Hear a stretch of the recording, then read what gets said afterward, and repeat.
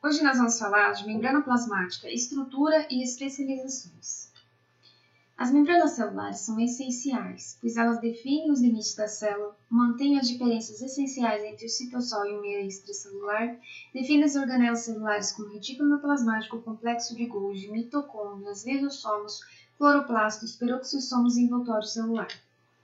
Quando observamos um tecido à microscopia de luz, é possível observar que existe um conjunto de células aí. No momento maior, conseguimos até observar uma única célula. Porém, na microscopia de luz, por mais que nós tentemos observar a membrana, não é possível visualizar a membrana plasmática ali. Já na microscopia eletrônica, a gente consegue ver a membrana com maior detalhe. As funções da membrana celular: transporte de substâncias necessárias ao crescimento e à renovação das estruturas celulares, transferência de informações, como no caso de hormônios que modificam a atividade celular, transferência de estímulos físico-químicos. O papel da membrana na análise de informações: mecanismos de reconhecimento celular, inibição por contato, suporte de atividades enzimáticas diversas, fixação de substâncias medicamentosas, fixação de vírus, toxinas ou células e transferência de informações extracelulares.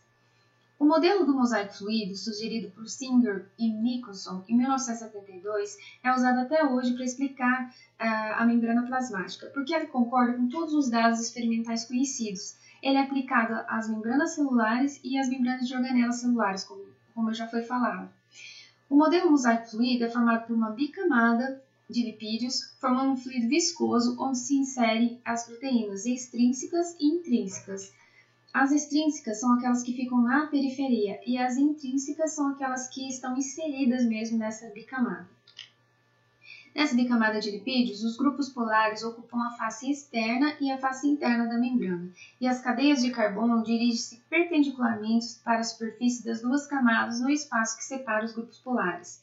As proteínas intrínsecas são 70% da composição dessa membrana e estão fortemente ligadas a essa membrana. Para extrair essas proteínas, são usados tratamentos drásticos, como detergentes, sais biliares, solventes orgânicos.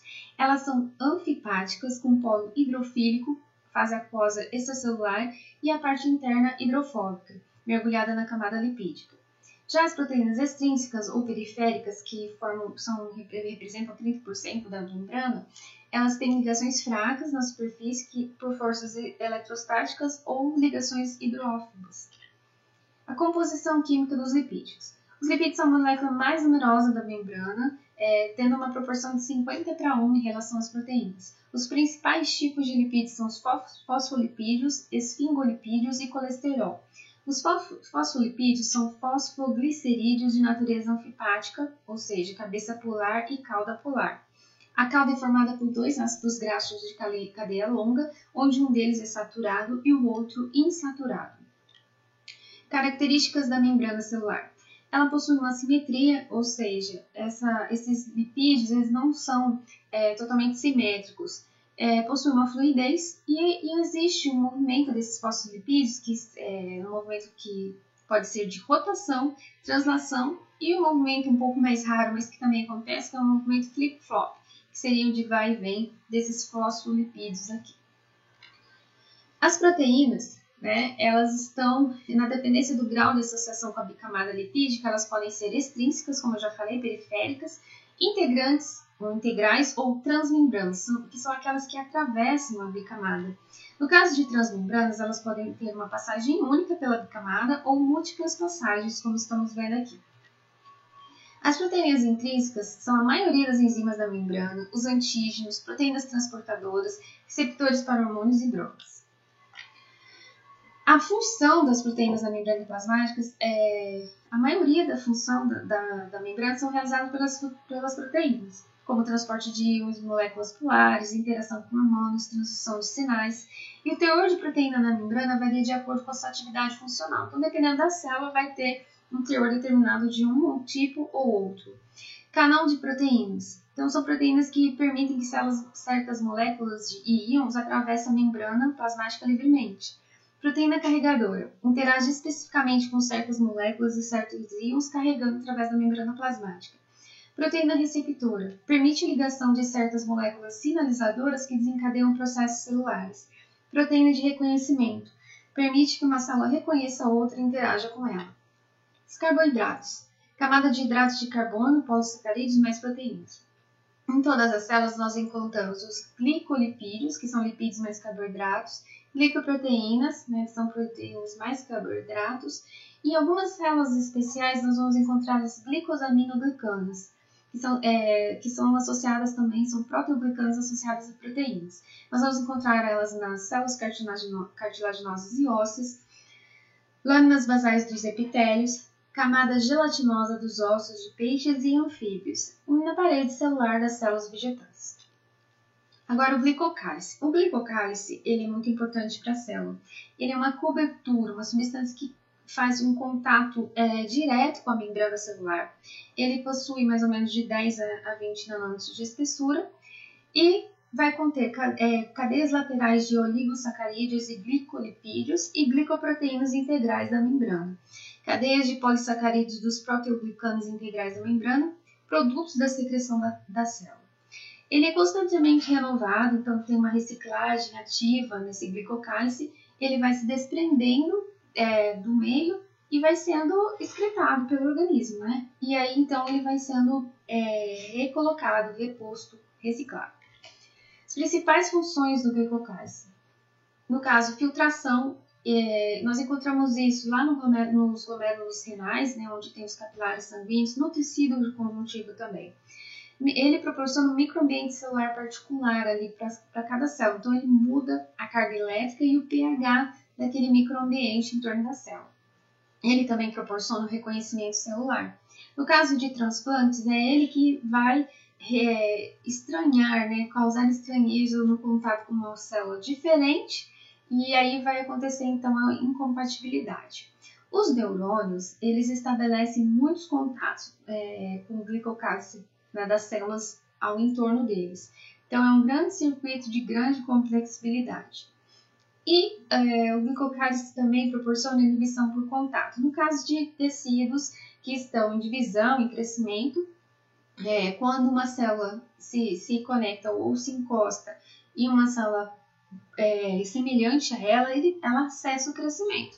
No caso de células cancerosas, elas perdem essa capacidade de inibição por contato por alguma alteração do glicocálice, e aí elas não cessam esse crescimento, continuam crescendo desordenadamente, causando os tumores que nós conhecemos como câncer. Proteção da membrana plasmática. Então, o glicocálice também tem a função, né, de proteger a membrana plasmática. Aqui, só para ilustrar, um tecido, é uma cultura normal, né, com tecido sadio, onde o glicocálice funciona. Então, quando a célula ela encosta uma outra semelhante, ela para de se dividir, para de crescer. Já aqui ao lado, nós temos células cancerosas, onde o glicocálice perdeu a sua função de inibição, de crescimento, e as células continuam a se dividir, causando os tumores, então. Nas células vegetais, nós temos, além da membrana celular, nós temos a parede celular. É uma estrutura semi-rígida que envolve a membrana plasmática nessas células. Ela tem uma cadeia retilínea de polissacarídeos constituída por unidade de glicose. Ela está diretamente envolvida com a biologia da planta, na sua morfologia, no seu crescimento, desenvolvimento, interação com pragas e doenças, causando uma barreira, né, formando uma barreira contra a invasão de vírus, bactérias e até mesmo nematóides, né? Então, ela é formada por polissacarídeos, pectina, hemicelulose, lignina, e não é uma estrutura estática, né? Ela tem uma certa mobilidade na célula. Especializações da membrana. Diferenciação estrutural e uma transformação morfológica confere à célula uma função particular. Essas transformações ou morfológicas ou diferenciações estruturais, elas vão acontecer dependendo da função daquela célula. Por exemplo, as especializações apicais, que podem ser microvisualidades, como nós estamos vendo aqui, que seriam invaginações da membrana plasmática na superfície mais externa da célula, que é o que acontece com microvilosidades, estereocílios e cílios. Aqui nós temos especializações laterais, que são junções celulares, que podem ser junções bloqueadoras, onde naquele lugar não passa nenhum conteúdo celular de uma célula para outra. Junções ancoradoras, que são os demossomos, zona de adesão e interdigitações, que nesse caso pode ter um contato de substância entre uma célula e outra.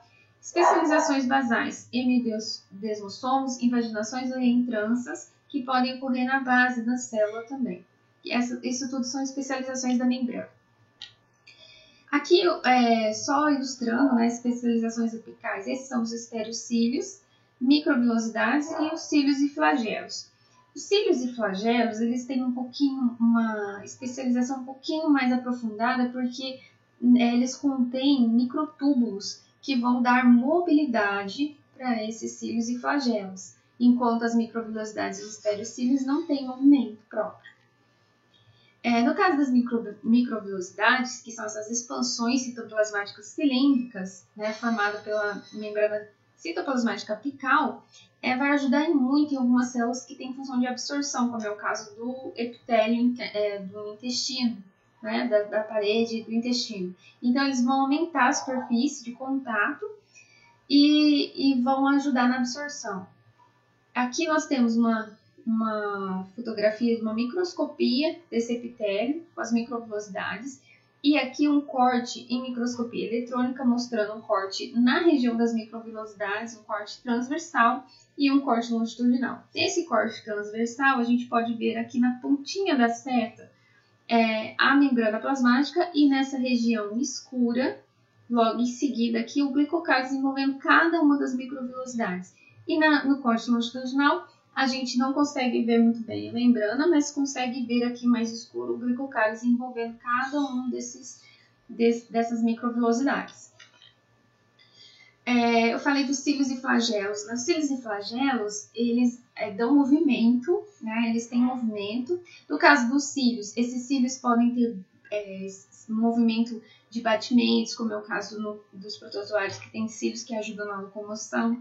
E aqui nós vemos também os espermatozoides, que têm flagelos que ajudam também para que linade, né? Para que essa cauda cause então esse movimento. Para isso, esses cílios e flagelos, eles possuem microtúbulos que vão ajudar nesse movimento, que vão ajudar os cílios e flagelos a se movimentar. Isso vai gerar um gasto de energia, né? E então vai proporcionar esse movimento ciliar. Junções comunicantes em plantas, né, em células vegetais são chamadas de plasmodesmos. Esses plasmodesmos são comunicações do citoplasma das células vizinhas. Essas pontes citoplasmáticas, essas comunicações, né, são chamadas de plasmodesmos e por onde passam os desmotúbulos, que são prolongamentos do retículo endoplasmático e o próprio citoplasma de uma célula comunica-se com o da célula vizinha. Então, essas junções comunicantes ou plasmodesmas em células vegetais, elas ocorrem onde ocorrem falhas, né, de deposição da parede celular. Na verdade, é o contrário. Na verdade, aonde tem essas pontes citoplasmáticas, a parede celular não é depositada, para que possa dar continuidade a esses plasmodesmos. E é isso. Espero que vocês tenham gostado e até a próxima aula.